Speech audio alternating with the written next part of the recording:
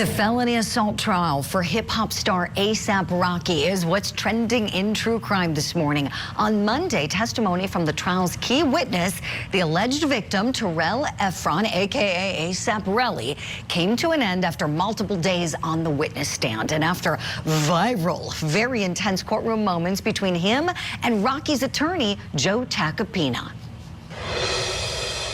You're not going to keep tripping me up. I'm on Mr. Ephron! Stop! Just stop talking. We have a letter from the DA, and the letter says that Mr. Ephron informed them that he went on his Instagram. Yes, my Instagram. All right. Your Instagram, as in Relly Boss? You're trying to show me somebody else's that I can't activate where I can go to my archive. He doesn't need to go on someone else's phone. And that led to this post on X from high-profile criminal defense attorney and Justice Served TV co-host Linda Kenny Bodden saying, quote, "The court again asked the DA if they were sure they wanted to continue." This after inquiring the day before about ethics of continuing. And with a seemingly uphill battle for the prosecution, we're asking, should the judge kick the case against the popular rapper?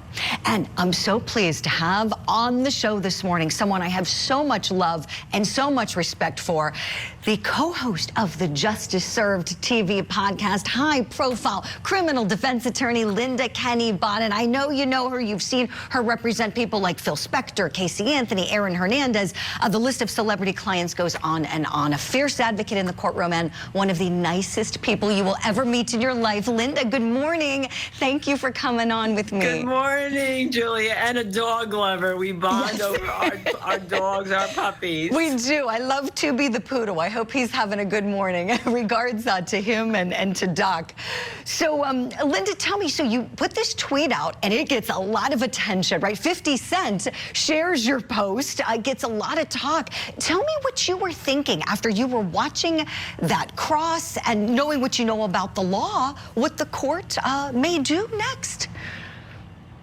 Yeah, forget about our tweet and everyone saying, how did you get sourced? Well, we are, we've been around for a while and we were very confident of our sources. And we had double sources for both of our tweets about whether or not the prosecution was asked whether they go forward. But all you have to do, you don't have to be a lawyer, Julie. You don't have to be an ethics counsel. You don't have to be a judge. You don't have to be an advocate. You just have to be a court watcher to say, this is not going well. When your main witness says in a tape that he needs to get a lawyer to get his $30 million, he needs a bag, right? For an extortion bag, basically.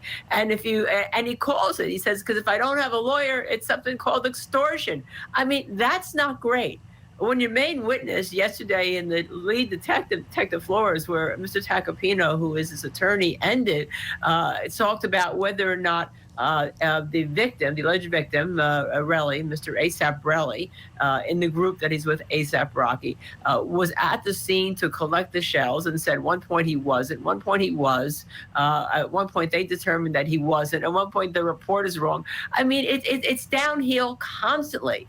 And so do you really need our sources to say that it's likely that, I mean, if you've got a brain, you know that anybody who's got ethics would say, hey, are you really going to continue this charade, or do you have an ethics duty here? Have you looked to see whether or not this could be suborning perjury? That would be my concern as a counsel, and I'd want to get ethics counsel if I were a prosecutor dealing with this case at this point. Oh, that's a great point, Linda. That's a really great point. I have a clip here. This is Mr. Ephron, a.k.a. A$AP Rocky, getting really frustrated during the cross where Joe Tacopina was grilling him like a steak. Take a look. Are you with me so far? Yo, you're annoying, bro. Just come on. Are you with me? We didn't even get to the case. Right. What are we doing here? Are you keeping up? Stop. Are you keeping up with the question? I can't keep up with him. I can't take him serious. No.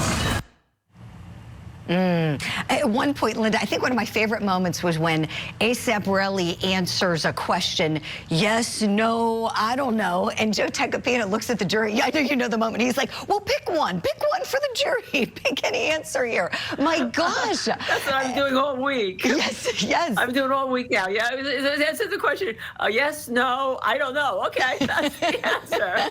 Harkening back to him. No, it's unbelievable what we're seeing. And you raise a great point, because this is a great teachable moment, as you know. And you were a prosecutor, Linda. You served as a prosecutor before entering the private sector and doing criminal defense work. You touched on that ethical obligation. Ethically, you have to have the evidence to proceed. And so here they're saying they've brought this case, but it's not too late to withdraw, which essentially was the point of your tweet, right? Raising the question, hey, after you've seen this from your victim, you could still withdraw this case. And if not, the judge might write a judgment of acquittal or a directed verdict, depending on what it is in California. I know you would know. Would you kind of walk down that road and explain that for our viewers? It could be. Yeah, please. Yeah, it's required, if you're going to take appeal of non-constitutional issues, that you make a motion for a directed verdict after the state's case. And you see it in every case, and it's normally denied. I'm not sure that it would be denied, but it's an extreme remedy here. But after the end of the whole case, you can also make a motion for a judgment of acquittal. And even after the jury comes in with their verdict, you can make a motion to set aside the jury's verdict. So the defense has 3 opportunities here, and the prosecution has 3 opportunities also. But what I'd like to see, Julie, is I just was on a panel last week with the head judge. We don't call it the Supreme Court here. We call it the Court of Appeals, all right, Judge Rowan Wilson. And we talked about having transparency in the courts. There's a gag order here. All the judge needs to do, and by the way, it was asked for by the DA, but all the judge needs to do is undo the gag order, let the attorneys and the DA's office speak to these allegations, speak to whether or not they've considered withdrawing the case, or whether or not they've been asked to consider to withdraw the case.